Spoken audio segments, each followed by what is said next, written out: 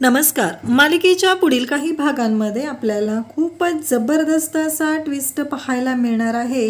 म्हणजे ऐश्वर्याने जे कारस्थान केलेलं आहे प्रताप जाधव म्हणजे पैलवान प्रताप जाधवच्या मदतीने ती ऋषिकेशच्या जीवावर उठलेली आहे. तिला काही करून ऋषिकेशला हरवायचं आहे, आयुष्यातून उठवायचं आहे. या सगळ्या गोष्टीची तयारी तिने केलेली असते. पण या सगळ्याचा परिणाम हा उलटा होणार असतो. कारण प्रताप जाधव अशी कारस्थानं नेहमी करत असतो याबद्दल सगळ्यांनाच माहिती असतं.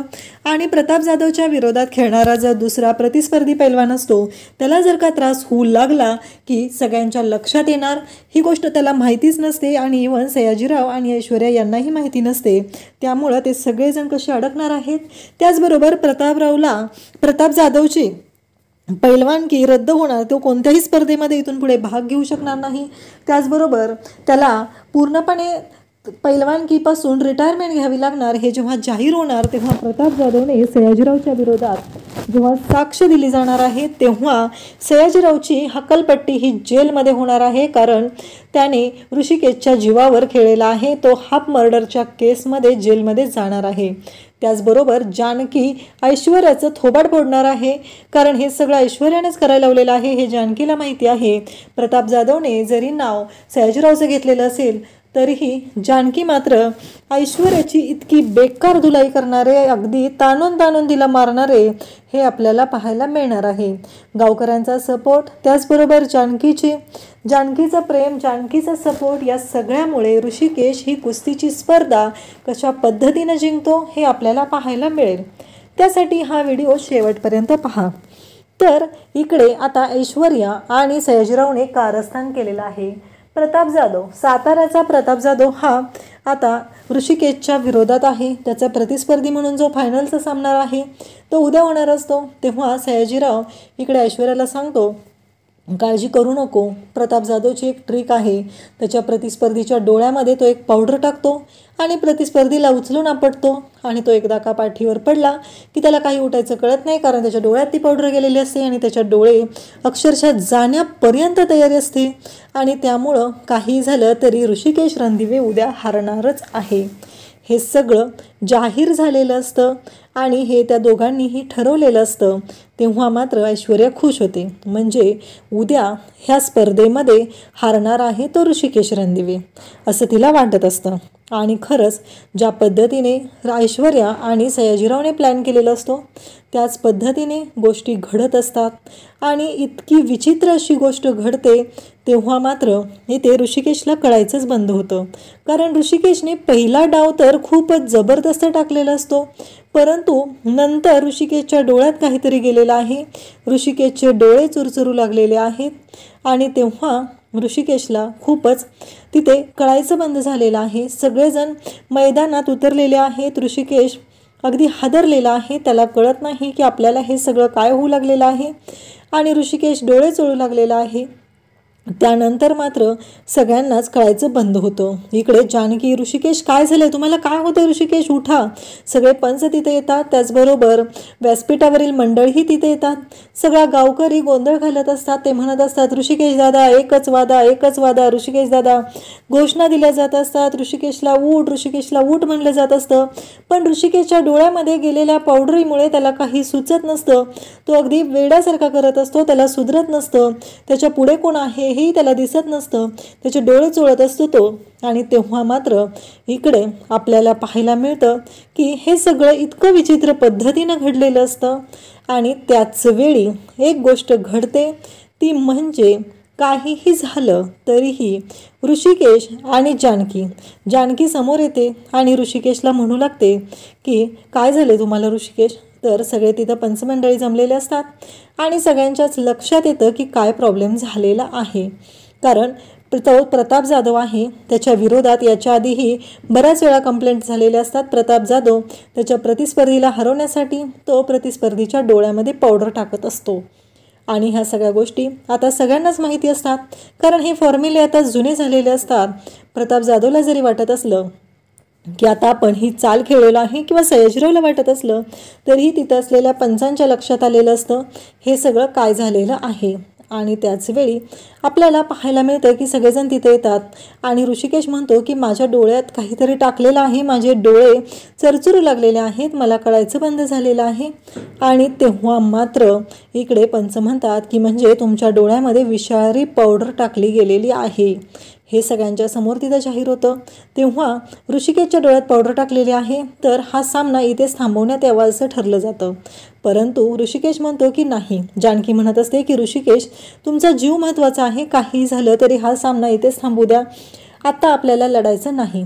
तेव्हा मात्र ऋषिकेश म्हणतो की नाही जानकी, तू चुकतेस जानकी, तुझ्या लक्षात येत नाहीये, हे सगळं आपल्याला हरवण्यासाठी केलेलं आहे. तू विसरतेस जानकी, हे सगळं कुणी केलं हे तुलाही चांगलंच माहिती आहे. तेव्हा जानकी म्हणते ऋषिकेश, तुमचं म्हणणं बरोबर आहे, पण एक गोष्ट विसरून चालेल का, जीव पण आपला महत्त्वाचा आहे ना, जीवापेक्षा काय आहे हो दुसरं. ऋषिकेश म्हणतो की फक्त तू माझी मदत कर. त्यावेळेस तिथं सामन्याच्या तिथं जाहीर केलं जातं, जर ऋषिकेश रणदिवे हे जर तिथे आत्ता त्यांच्या म्हणण्यानुसार जर घडत असेल, त्यांच्या डोळ्यात काय गेलं आणि हे जर तिथं जाहीर झालं, तर हा सामना परत घेतला जाईल, अन्यथा हा सामना रद्द केला जाईल असं बोललं जातं. तेव्हा ऋषिकेश म्हणतो नाही जानकी, काहीही झालं तरीही मला हा सामना जिंकायचाच आहे, मला हा सामना खेळायचाच आहे, तू फक्त मला गाईड कर. जानकी फक्त तिच्या हृदयावर मोठा दगड ठेवते, कारण तिला खूप भीती वाटत असते, तिला ऋषिकेशची काळजी वाटत असते. ती म्हणत असते की ऋषिकेश असं नका करू, तुम्हाला माहिती आहे ना त्रास होत आहे ना तुम्हाला. परंतु ऋषिकेश मात्र ऐकायला तयारच नसतो. ऋषिकेश म्हणत असतो की हे बघ जानकी, मला काहीही होणार नाही, मी तुला सांगत आहे ना, तू नको काळजी करू, मला काही होणार नाही. तेव्हा जानकी म्हणते परंतु ऋषिकेश, तुमच्या लक्षात येते का, काहीही झालं तरीही आत्ता तुमचा जीव महत्त्वाचा आहे, तुम्हाला काही होता कामा नये. ऋषिकेश म्हणत असतो जानकी काळजी करू नकोस, मला काही होणार नाही, मी तुला सांगितलं ना की. तेव्हा जानकी म्हणत असते पण ऋषिकेश, तुमची तब्येत महत्त्वाची आहे. आता विचार करण्यासाठी फक्त 2 मिनिटांचा कालावधी दिला जातो.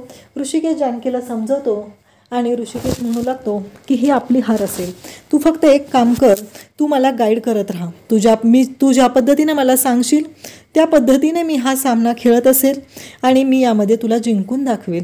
जानकी म्हणते म्हणजे काय करायचं आहे. ऋषिकेश म्हणत असतो की मला फक्त गाईड कर, आता सध्या माझ्या डोळ्याला प्रॉब्लेम झालेला आहे की नाही, मला दिसत नाही आहे, तू मला गाईड कर आणि तिथे जे काही घडतंय ते सगळं मला सांग, त्या पद्धतीने मी तो सामना खेळेल. इथे जानकी, तुला माझे डोळे व्हायचं आहे. जानकी म्हणते ठीक आहे.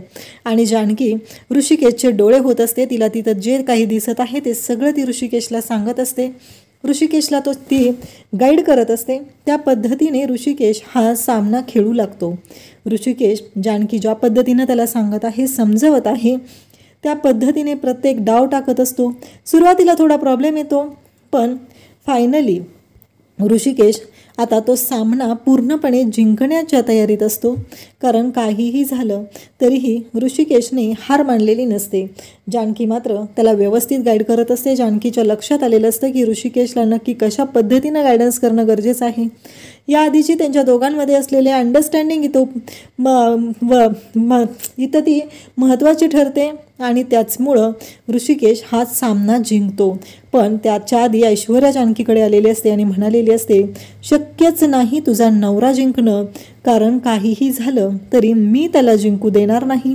हे सगळं ती बोललेली असते. परंतु जानकीने मात्र इथे दाखवून दिलेलं असतं की काहीही झालं तरी हा सामना कोण जिंकणार आहे तू बघितलेला आहे. आणि ऋषिकेश हा सामना जिंकलेला असतो. त्या क्षणी डॉक्टरांची टीम बोलवली जाते. सगळे डॉक्टर येतात, कारण ऋषिकेशच्या डोळ्याला जर इजा पोहोचली तर खूप अवघड होणार आहे. आणि मग डॉक्टरांची टीम तिथे येते आणि डॉक्टरांची टीम ऋषिकेशला म्हणत असते की तुम्ही ही रिस्क घ्यायला नको होती. तेव्हा ऋषिकेश म्हणतो की मला दाखवून द्यायचं होतं की मी काय करू शकतो. पण सगळेच जण कौतुक करत असतात, मीडियावालेही तिथे आलेले असतात आणि सगळेच जण सांगत असतात आज ऋषिकेशने नवीन आदर्श सगळ्यांच्या समोर ठेवलेला आहे. तो म्हणजे काहीही झालं तरी ऋषिकेश रणदिवे यांनी जिंकून दाखवलेला आहे. कारण आज त्यांनी दाखवून दिलेलं आहे त्यांना डोळ्यांनी दिसत नव्हतं, त्यांच्या डोळ्यांना त्रास होत होता, तरीही ते कुस्ती जिंकलेले आहेत आणि त्याचं कौतुक केलं जात असतं. मग मानाची ट्रॉफी, त्याचबरोबर त्याला ते 1 लाख रुपयांचं बक्षीस दिलं जातं. आणि त्याचबरोबर आता प्रताप जाधव म्हणजे पैलवान प्रताप जाधव आहे, त्याला ताब्यात घेतलं जातं, पोलिसांना बोलवलं जातं आणि प्रताप जाधवला विचारलं जातं की तू ही पावडर का टाकलेली आहे डोळ्यात. कारण ऋषिकेश रणदिवे जेव्हा मैदानात उतरले, आखाड्यात उतरले, तेव्हा त्यांना काहीही प्रॉब्लेम नव्हता, पण ज्या क्षणी तुझ्यासोबत कुस्ती खेळायला लागले त्या क्षणी त्यांना प्रॉब्लेम झालेला आहे. म्हणजे या सगळ्याला जबाबदार तू आहेस, हे सगळं बोललं जात असतं.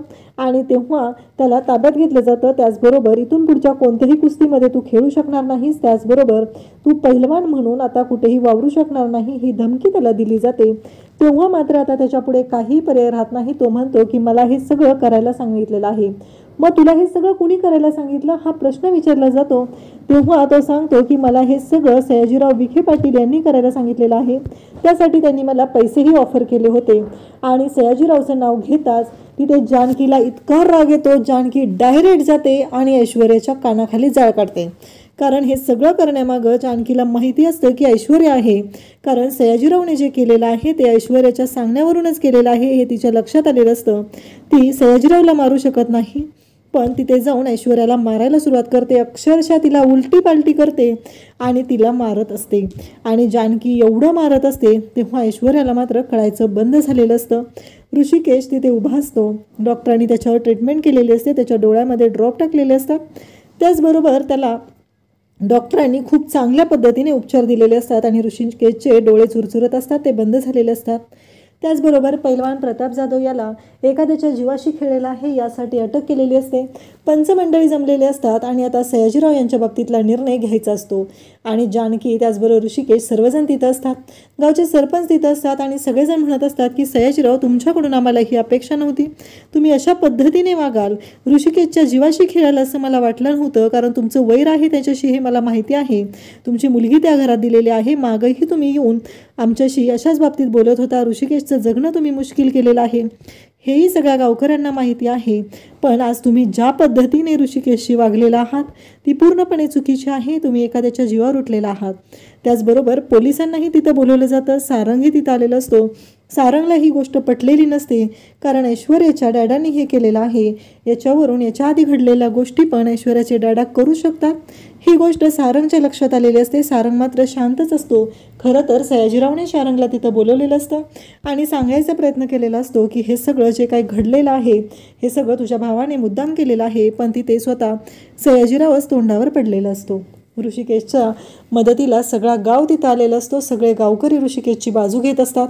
आज ऋषिकेश दादांच्या बाबतीत जे झालेलं आहे ते उद्या आमच्या बाबतीत होऊ शकतं असे सगळेजण बोलत असतात. आणि मग पोलिसांना बोलवलं जातं आणि सयाजीरावला जेलमध्ये टाकलं जातं. सयाजीरावकडे असलेले कुस्तीच्या आखाड्याचे काही अधिकार असतात ते सगळे काढून घेतले जातात आणि त्या म्हणजे मुळशी गावातल्या कुस्तीच्या आखाड्याचा वस्ताद म्हणून निवड होते, ती म्हणजे ऋषिकेशची. ऋषिकेशला एक मानाचं स्थान दिलं जातं, गावात त्याचा मान वाढला जातो. सगळेजण आता त्याच्याकडे पहिल्या ज्या नजरेने पाहत होते त्याच नजरेने पाहू लागतात. ऋषिकेश पण कुस्तीच्या आखाड्याचा मालक झालेला असतो आणि तो सगळ्या गावकऱ्यांचे आभार मानू लागतो, सगळ्या गावकऱ्यांना सांगू लागतो की हे सगळं झालेलं आहे ते तुमच्या सपोर्टमुळे झालेलं आहे. आज मी जिवंत आहे, अगदी धडधाकड तुमच्या सर्वांच्या समोर उभा आहे, ते फक्त आणि फक्त तुमच्यामुळं आहे. आणि ऋषिकेशचं सगळीकडे कौतुक होत असतं आणि ते ऐश्वर्याची वाट लावलेली असते. जानकीने तिला इतकं मारलेलं असतं, सयाजीरावला जेलमध्ये टाकलेलं असतं. सारंग मात्र ऐश्वर्याशी एक शब्दही बोलायला तयार नसतो. आणि आता सारंग ऐश्वर्याच्या विरोधातले पुरावे कसे शोधणार हे आपल्याला पुढे काही भागांमध्ये पाहायला मिळणार आहे. त्यासाठी चॅनलशी कनेक्टेड राहा. हा व्हिडिओ नक्की पहा, शेवटपर्यंत पहा. त्याचबरोबर चॅनलला सबस्क्राईब करा. थँक्यू.